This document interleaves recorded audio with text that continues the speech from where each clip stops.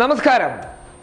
കേരളത്തിൽ ഒരു ഭാഗത്ത് അയ്യപ്പ ഭക്തർക്ക് വേണ്ടി നാടെങ്ങും പ്രതിഷേധം നടക്കുമ്പോൾ അവരെ സംരക്ഷിക്കാൻ വേണ്ടി രാത്രിയും പകലും ചിലർ അധ്വാനിക്കുമ്പോൾ കാസർഗോഡ് ശശികല വിഷയത്തിൽ നടന്ന ഹർത്താലിൽ ബിജെപിയുടെ ജില്ലാ പ്രസിഡന്റ് അഡ്വക്കേറ്റ് ശ്രീകാന്തിന്റെ നേതൃത്വത്തിലുള്ള സംഘം ഒരു കൂട്ടം അയ്യപ്പ ഭക്തരെ ഹർത്താൽ ദിനത്തിൽ എല്ലാവരുടെയും മുൻപിൽ വെച്ച് തടഞ്ഞു നിർത്തുകയായിരുന്നു. ഒരൊറ്റ ചോദ്യമാണ് ഇവരോട് എനിക്കുള്ളത്. എന്തിനു വേണ്ടിയാണ് നിങ്ങൾ അന്ന് ഹർത്താൽ ആചരിച്ചത്? ആ ഹർത്താലിന്റെ ലക്ഷ്യം എന്തായിരുന്നു? അയ്യപ്പ ഭക്തരെ പൊതുസ്ഥലത്ത് തടഞ്ഞു വെക്കാനാണോ ബിജെപിയും RSSും ഹിന്ദു ഐക്യവേദിയും അടങ്ങുന്ന സംഘങ്ങൾ ഹർത്താൽ ആചരിച്ചതെന്ന ഒരു ചോദ്യം നിങ്ങളോട് എനിക്കുണ്ട്.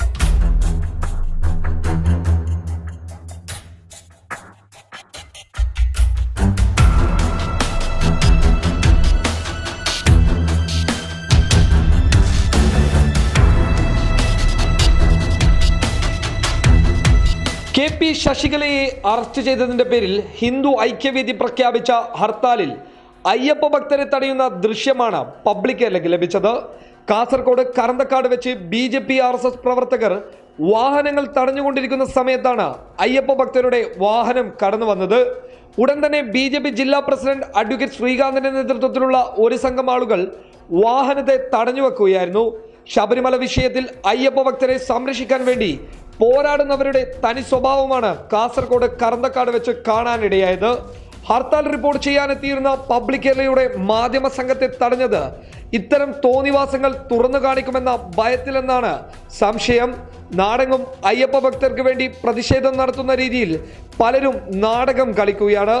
സർക്കാരിനെയും വിശ്വാസികളെയും പോലീസിനെയും പ്രതിപട്ടികയിൽ വരുത്താനുള്ള ചിലരുടെ ശ്രമങ്ങളിൽ യഥാർത്ഥ വിശ്വാസികൾ വീണുകൊണ്ടിരിക്കുകയാണ്. ശ്രീധരൻ പിള്ള പറഞ്ഞതുപോലെ സ്ത്രീ പ്രവേശനമല്ല ഞങ്ങളുടെ വിഷയം, സർക്കാരാണ്. അത് ജനങ്ങൾ നിങ്ങൾ പറയുന്നതിന് മുൻപ് തന്നെ തിരിച്ചറിഞ്ഞിട്ടുണ്ട് എന്ന ഒരു കാര്യവും ശ്രീധരൻ പിള്ളയും സംഘവും അറിഞ്ഞാൽ നല്ലത്. News desk public Kerala.